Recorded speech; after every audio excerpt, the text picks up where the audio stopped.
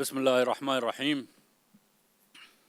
Friends of the Dar, ladies and gentlemen, good evening.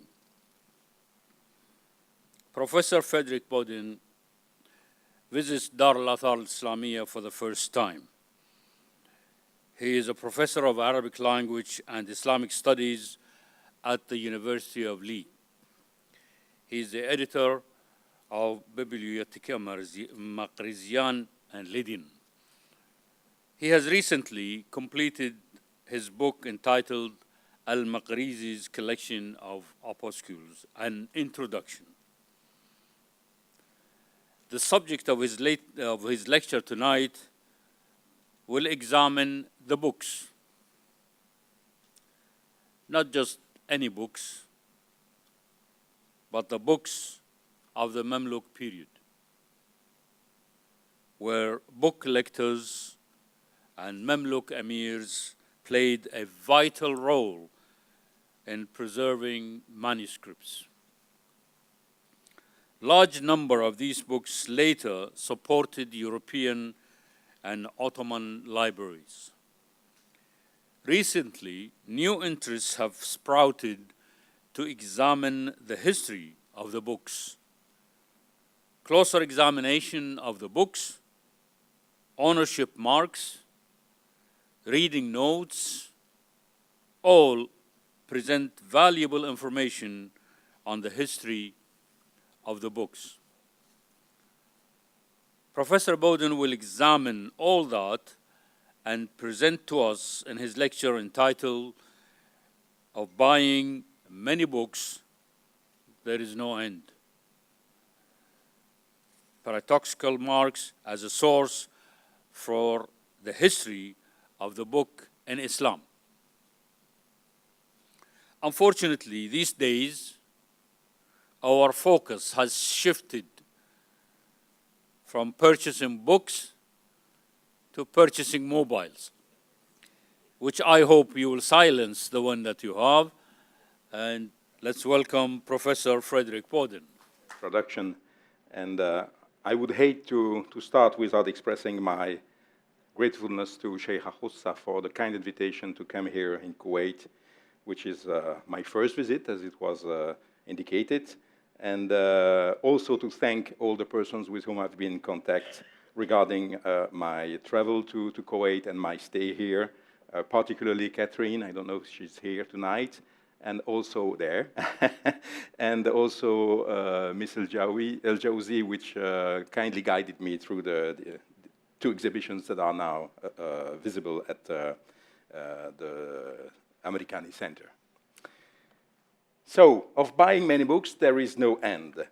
This is a title which is not very original. In fact, I borrowed it from another study that was published by Franz Rosenthal, the great German-American scholar, who published this study about 20 years ago, and he was not very original either in selecting his title, because this is from one of the book of the Bibles, Ecclesiastes, which says, "Of making many books, there is no end."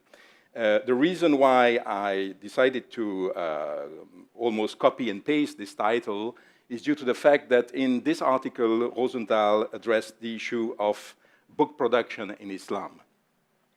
And it is clear that, of course, Islam is one of the civilizations that produce a lot of books that are now available today.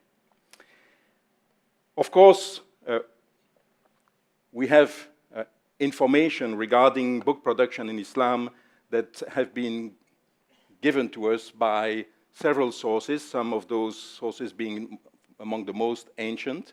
The first one, of course, is Ibn Nadim al-Fihrist, which details some 1,500 titles. And then, of course, it was followed by Ottoman scholar, Katib Çelebi, who 7 centuries later details 1,500 titles. Well, of course, these numbers are just an indication. They are not giving us an exact number of the titles that were produced in Islam, but those that were available to these two persons at a given time. Of course, works mean manuscripts, and catalogs were also produced in the Islamic civilization, and these catalogs are among the rarest items we have nowadays. You have here one of those that has been published quite recently. It was discovered by an Arab scholar and published by him, and a new edition was published by Konrad Hirschler in 2016. This is a catalog of the books that were given by an Ayyubid Sultan to the library that was put in his mausoleum, Al-Malik al-Ashraf in Damascus. There are other catalogs like this one. Some of these are older than this catalog, for instance, the Kairawan catalog. But as I said, these items are quite rare, and they give us, of course, some glimpses of the books that were available at a given period in a given place.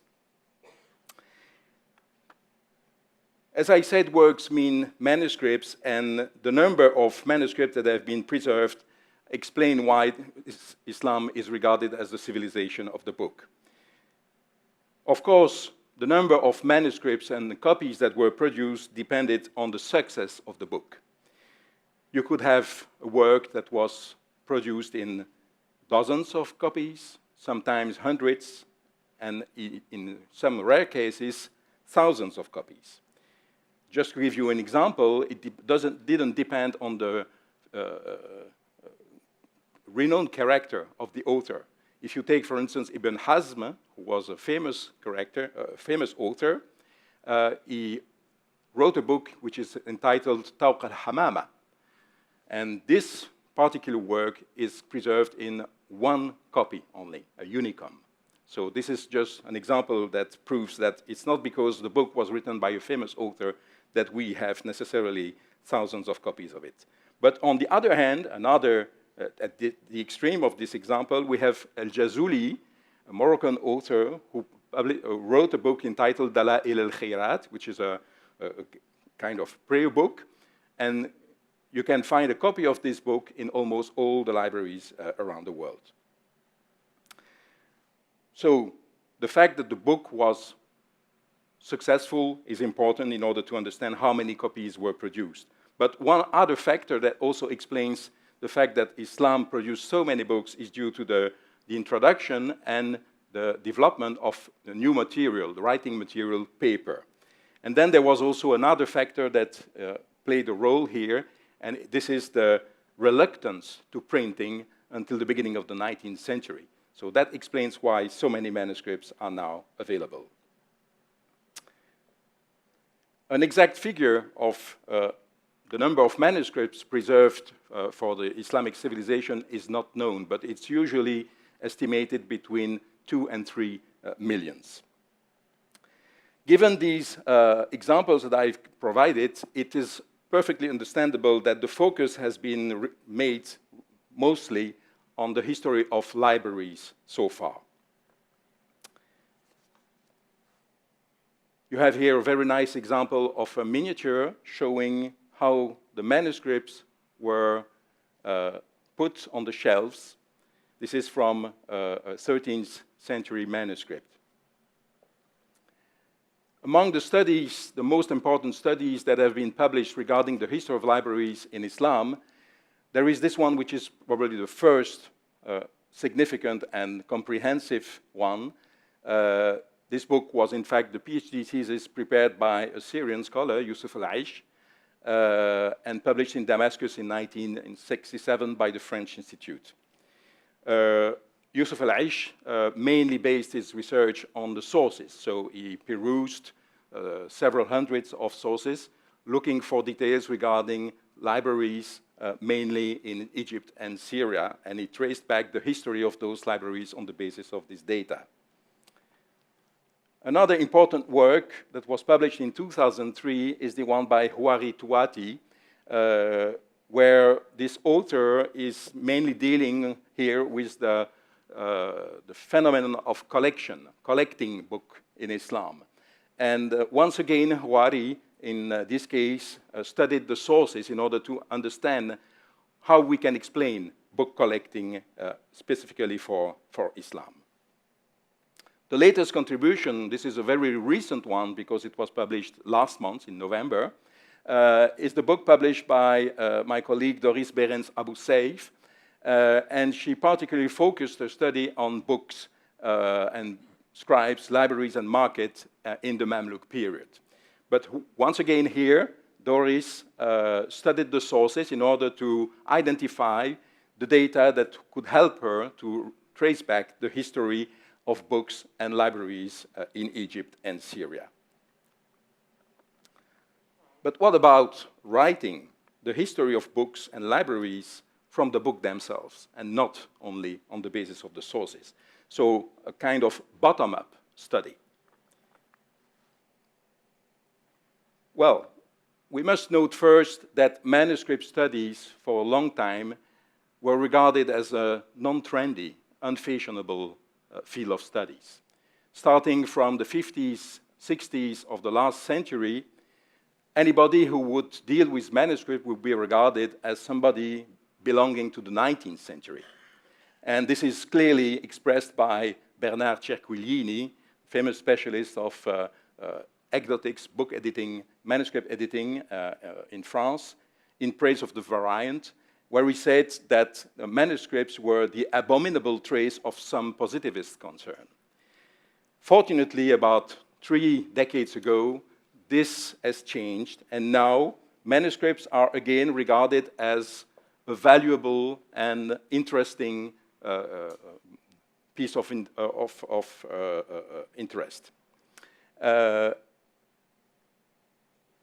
There are manuscripts who provide us invaluable information, but as it was stressed by my friend and colleague Giovanni 3 weeks ago, precisely 3 weeks ago at this same desk, we have to pay attention to details.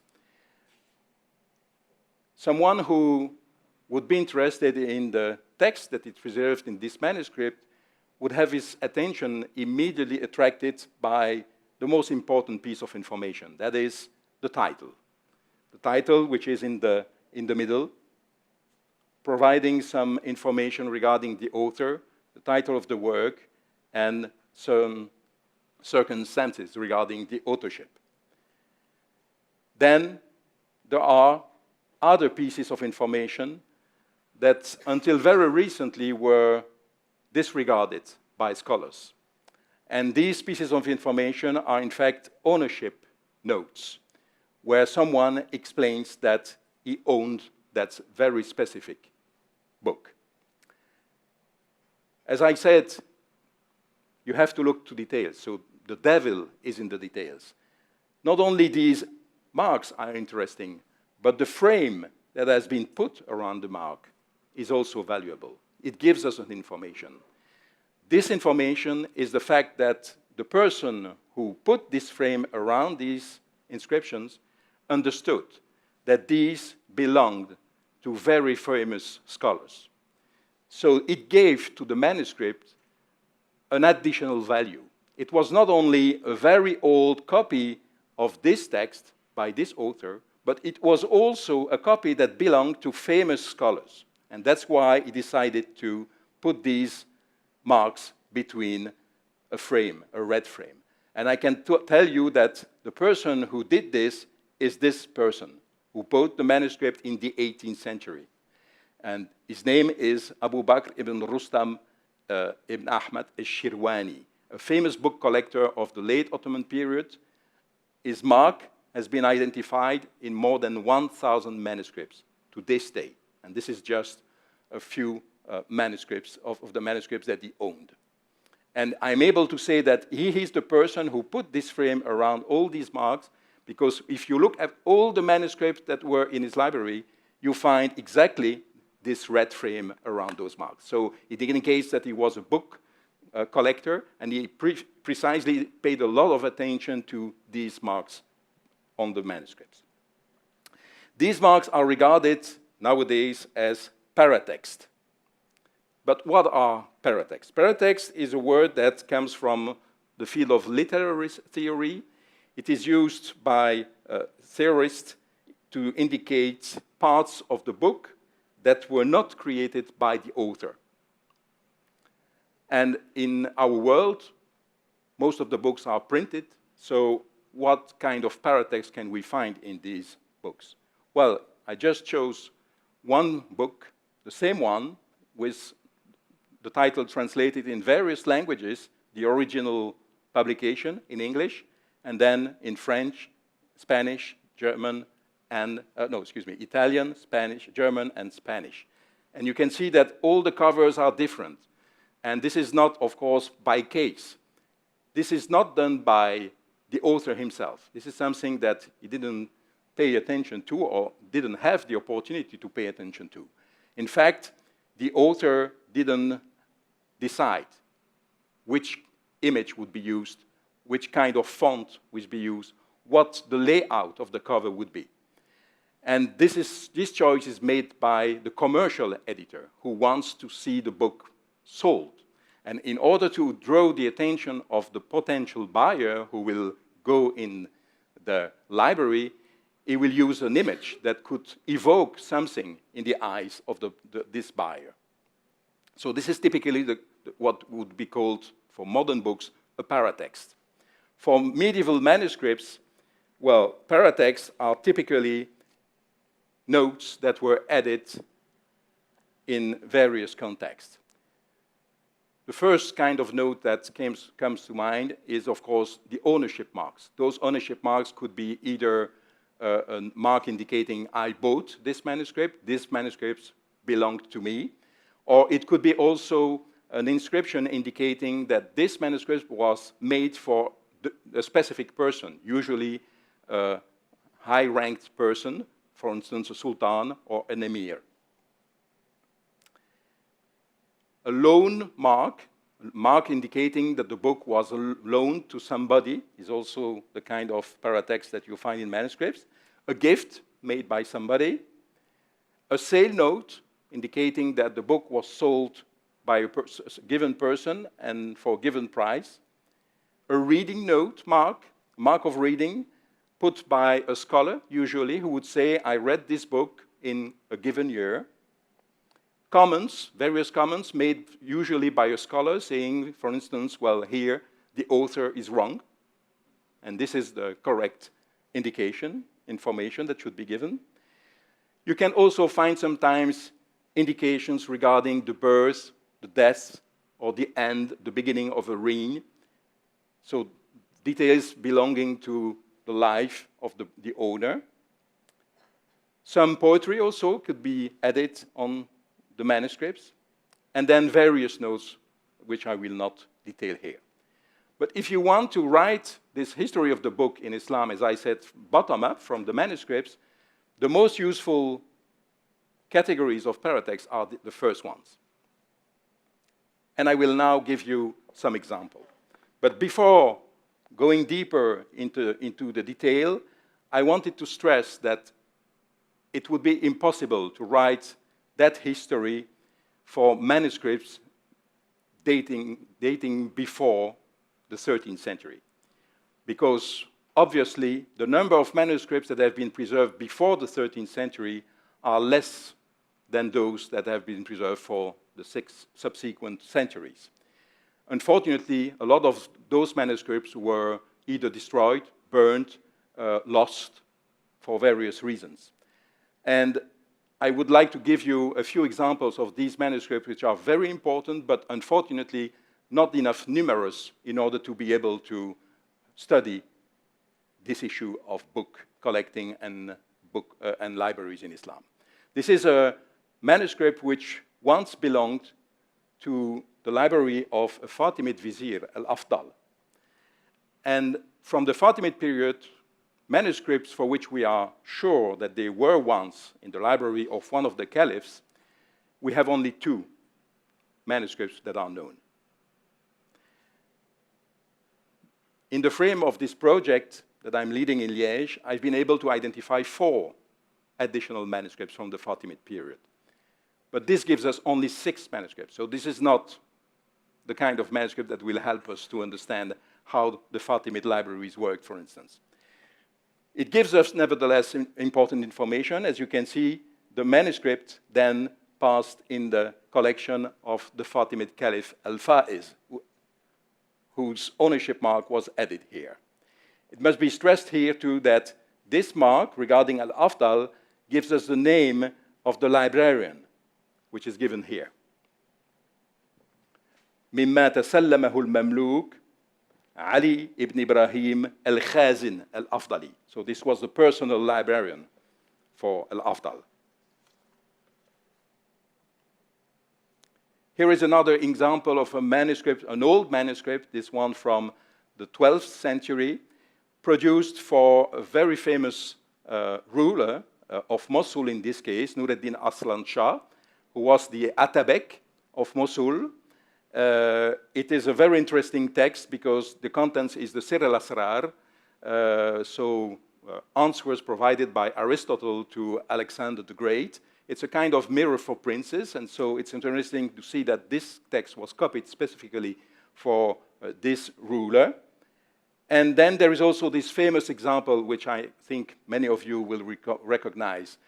This is a copy, one volume of the Kitab al-Aghani by Abu al-Faraj al-Isfahani, and it was made for Badr al-Din Lu'lu, who was in fact the slave of Nureddin Aslan Shah, and who became himself the ruler of Mosul after its death.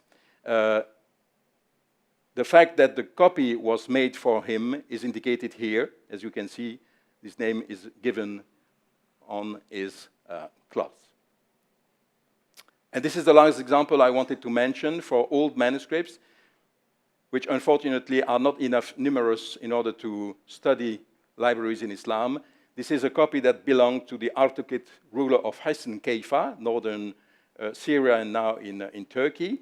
It was made for Kara Arslan, and this is a very interesting note because it gives us all the titles of this ruler that can be also corroborated, compared with the titles found in inscriptions. I would like now to show you several of these types of marks that are essential in order to study book collecting in Islam. Among the most lavish examples, of course, there are those pages, those manuscripts that were produced for a specific ruler. This is the case here for this manuscript, which was produced, as the inscription explains, for the Ottoman Sultan Selim II. Here is another very nice example, which was made for the Mamluk Sultan and Nasir Muhammad. It's a very nice copy of the text which was composed on horses by a secretary working in the chancery, Katib al-Darj al-Sharif. And he is also the calligrapher who wrote this very nice copy. But it is also interesting to note that the manuscript after Nasir Muhammad's death passed in the ownership of one of his sons, who also became a sultan. And this is indicated here probably in the handwriting of Nasir Hassan. So that means that the library of Nasir Muhammad, at least part of it, was then in the ownership of one of his sons. Ownership marks are also very important when they are given, for instance, by very famous scholars.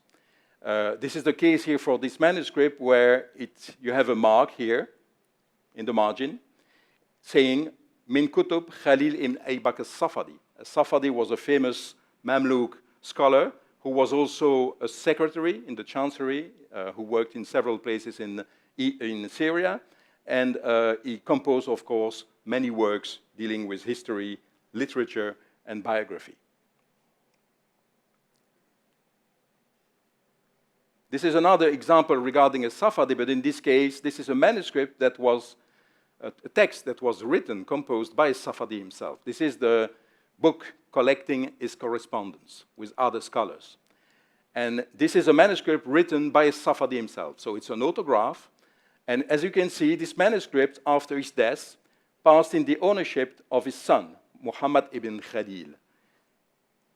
Safadi died in the year 764, so this is the year in which his son took possession of this manuscript. So that means that his son, of course, was the inheritor of his father's library.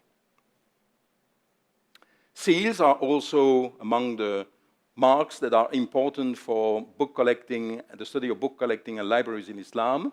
I put here one example regarding another famous historian. In this case, it is Abd al-Rahman al-Jabarti, an Egyptian historian who witnessed the French expedition, and he put in this book, which is a book dealing with history by one of his famous predecessors, as-Suyuti, his mark here, typical of the Ottoman period. This is a signature that you find in that period, and is seal, imprint, where you have the date.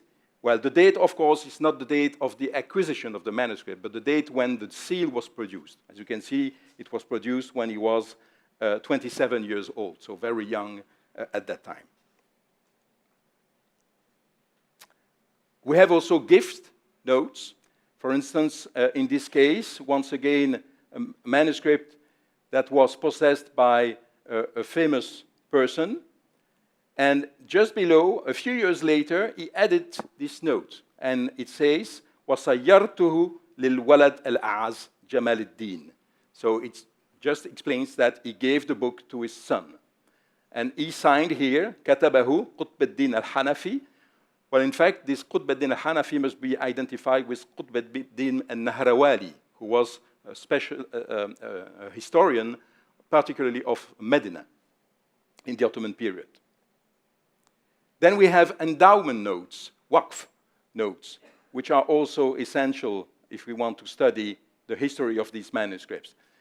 This is typically the kind of notes that give us information regarding the public libraries, of course, those libraries that were open to various categories of persons.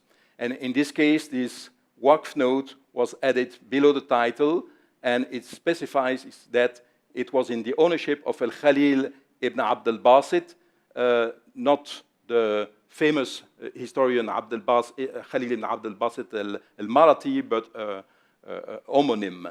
And he gave this manuscript to a building that he contributed to build in Cairo.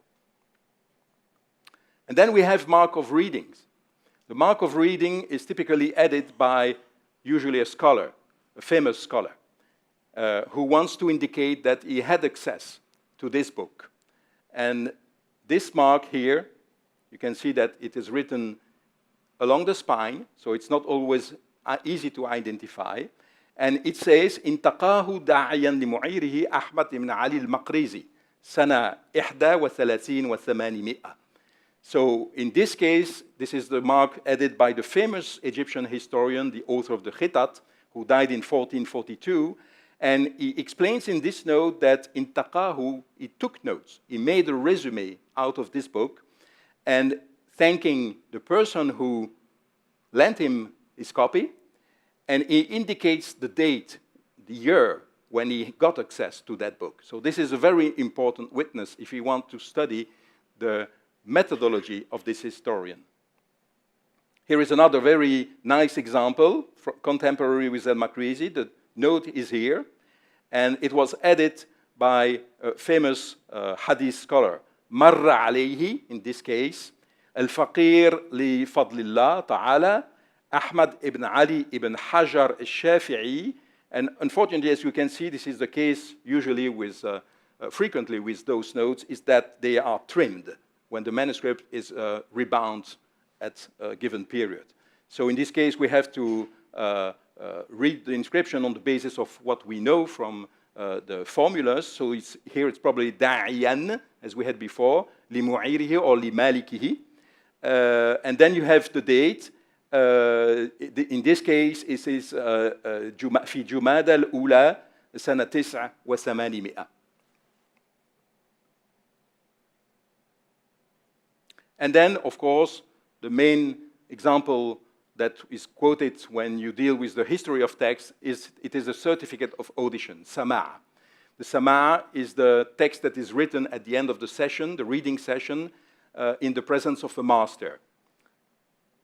And in this case, you can see we have several sama'at which were added, and they are in the chronological order, giving us very important information regarding the reader of the text, the master to whom the text was read, and then, of course, those who attended the reading session.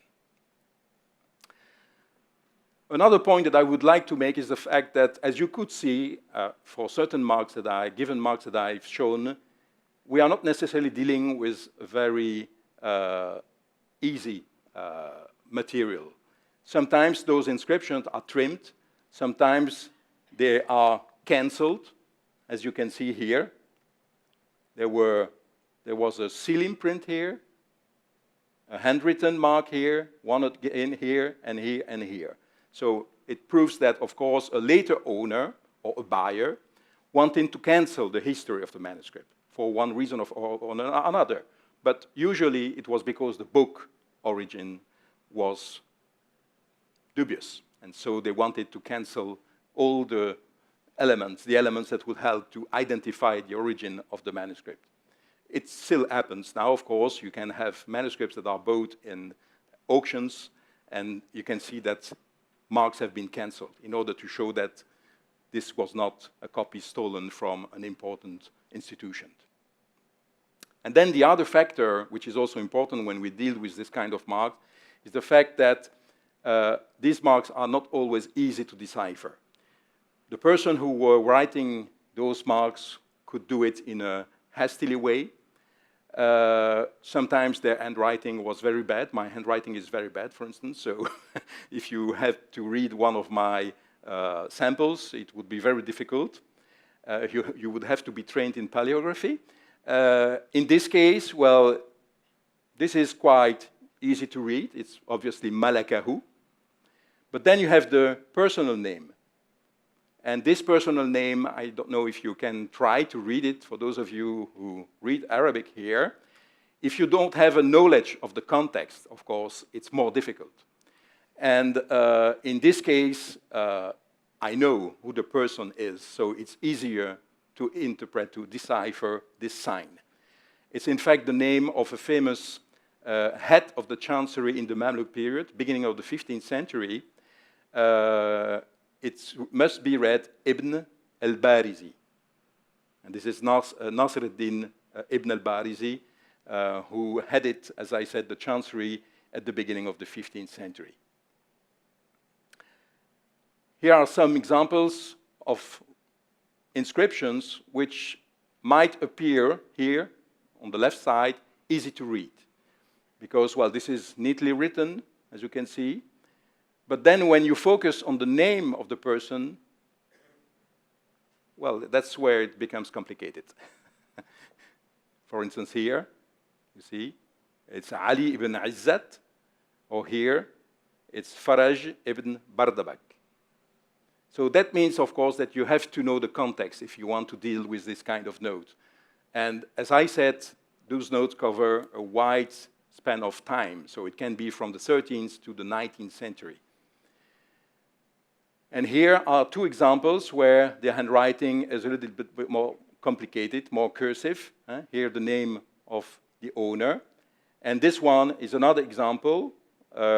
This is written in Maghribi style by someone who was using a reed pen with a very thin extremity. So it's quite difficult to read the name here, you see.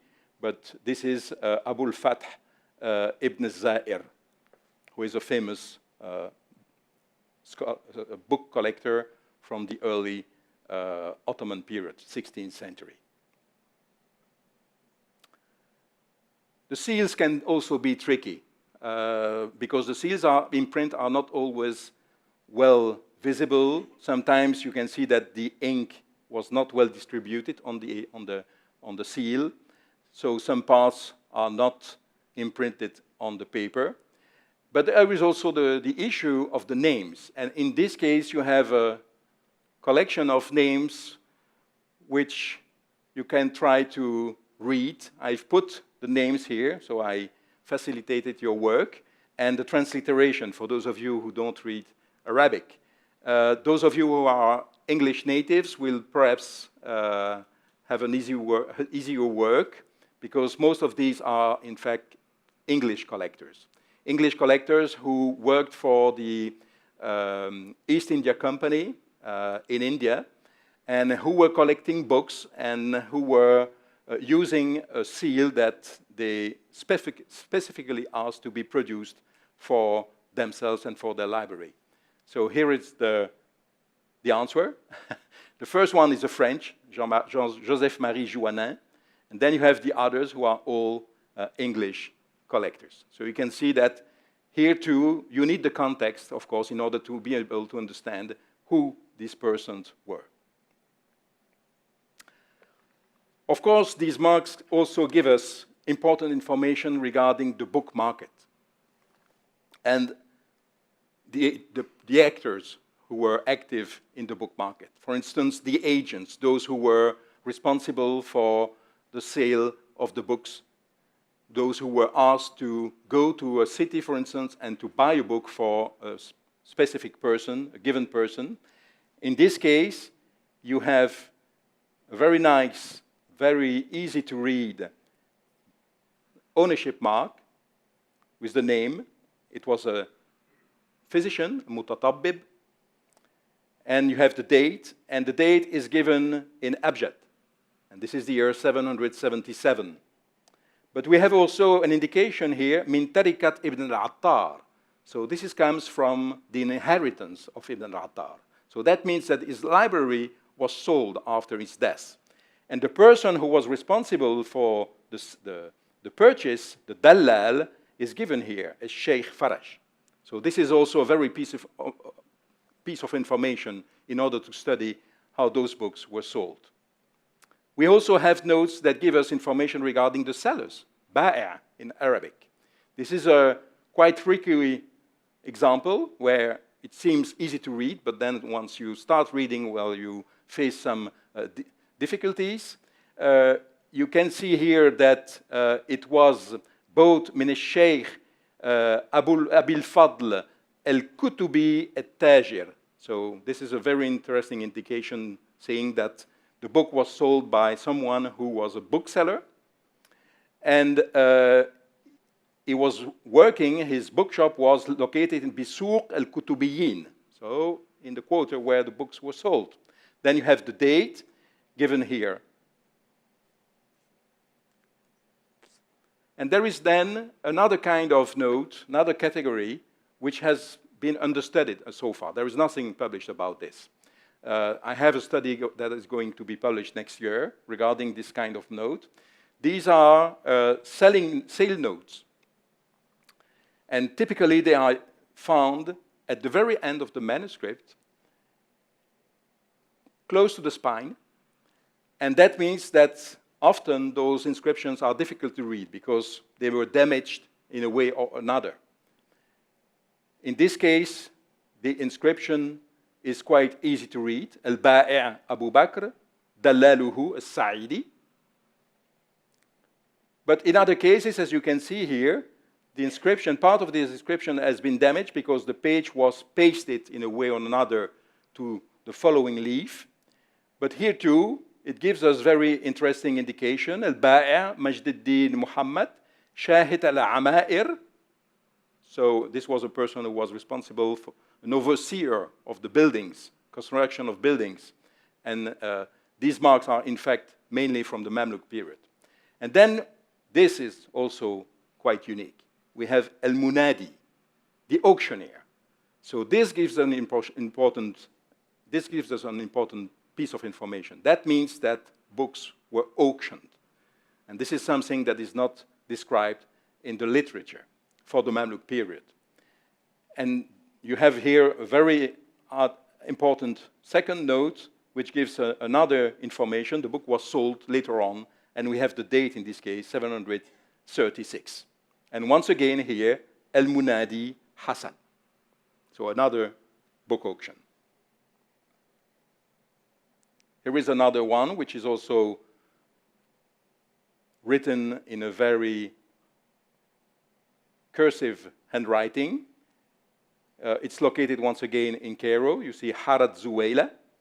And then you have here once again Al-Munadi, Abu Bakr. But then here we have information regarding the buyer, Mushtarin. Al-Mushtari Ali ibn al-Qasih. So this was the person who bought the book from these agents. And we also have the price, 620. But books, of course, are considered as a merchandise, as any piece of art. So that means that there is a market for them, and if there is a market, that means that sometimes you have fakes, because you want to give more value to the book or the piece of art that you would like to sell. The better price you get, the better the buyer is happy. The seller is happy. In this case, we have a manuscript which is in the Bibliothèque Nationale in Paris, and we have two marks located here. The first one says that this was in the ownership of Ibn Sina, the famous philosopher and physician, in the year 407. And then we have another mark saying that it was in the ownership, probably later on, of Buqtishur al-Masihi, who was also a physician in Baghdad. Famous family. Well, in fact, if you pay attention to these two ownership marks, they don't fit paleographically with the date that is mentioned in the first, and the person and the period when the person lived. This is from the 10th century, and this is from the 9th century. And if you look at the colophon, at the end of the manuscript, there is this piece of information which is quite interesting. You have the date which is given, but if you look carefully, you can see that at this place, the text was cancelled. And so if someone wanted to indicate that this manuscript was from the 9th century in order to be able to say, well, this manuscript belonged to Ibn Sina, to Buqtishur. So this is a very old copy, and it is, of course, very precious. This is, of course, a very old copy, but not from the 9th century, but probably from the 10th century. But in any case, these marks were added by the person who wanted to sell the book with this false information. There is also the issue of the wrong identification. Sometimes the person who owns the manuscript doesn't know that the identification or attribution that he's making is a wrong one. There is no bad intent, if you want. And this is typically the case here with this mark. Min kutub Ahmad ibn Ali, sana ihda wa thamanimi'a. And then someone, as you can see, once again, we have this frame here around these notes. And you can see here, we have the ownership mark by Shirwani, that I mentioned earlier, this 18th century book collector. Well, in fact, the inscription here is in Ottoman, and it says Makrizinin Khatidar. So this is in the handwriting of al-Makrizi, the famous historian, of course, whose name was Ahmad ibn Ali. But if you compare this with the note I showed you before, you can see that this is not the same handwriting at all. So clearly, well, we have an Ahmad ibn Ali, and somebody thought that, well, this must have been al-Makrizi, of course. And this is not the case. But the question now is, what can you do with all these marks? What is the purpose of collecting all these marks, analyzing them, taking the data from them? Well, I would like to show you what it's possible to do with those marks in a case study. This is a mark which is written in a remarkable way, so it's aesthetically very nice. It's almost calligraphy, but nevertheless, there are some issues for the decipherment. Min kutub, and then you have the name of the owner, followed by the place where the book was bought, Bijazira, and then you have to know the location in order to be able to read it, and then the year. The year is clear, 1015. Well, in fact, this name appears also on a manuscript which is in Vienna.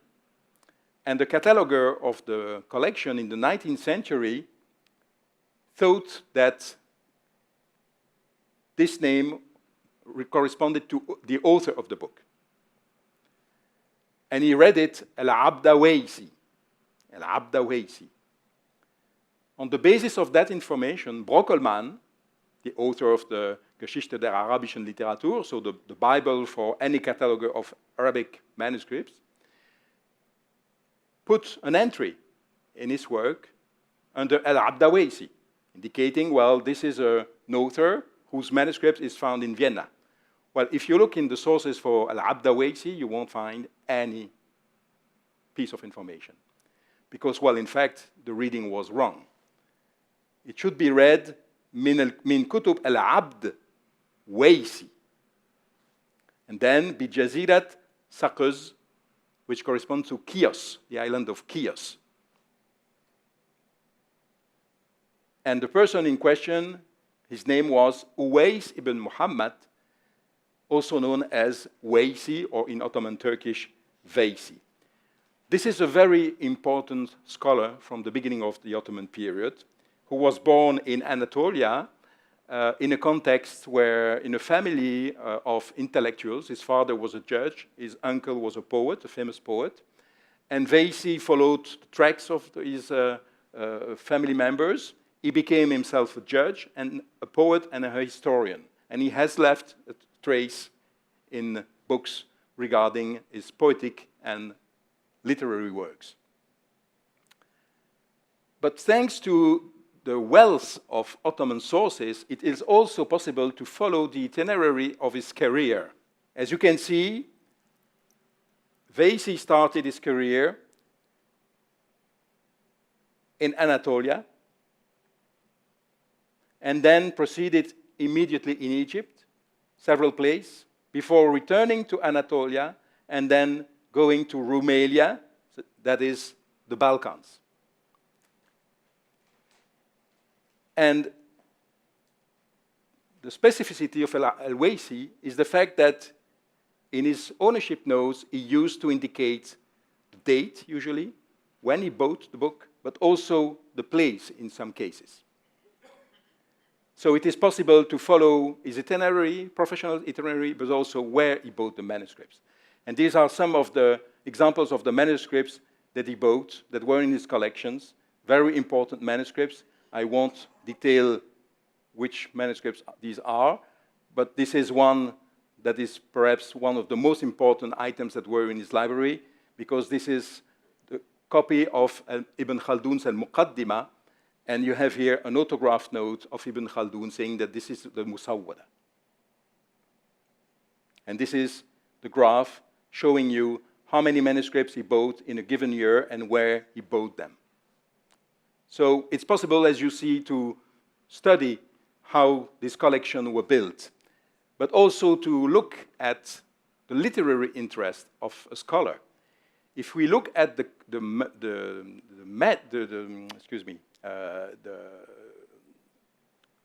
kind of literature he was buying, we have, as you can see, mainly prose, followed by history, law, poetry, and then language. And then we have other fields here. So that clearly shows that even though Waysi was a judge, and it's represented only by 14%, he mainly focused his acquisitions on adab and history.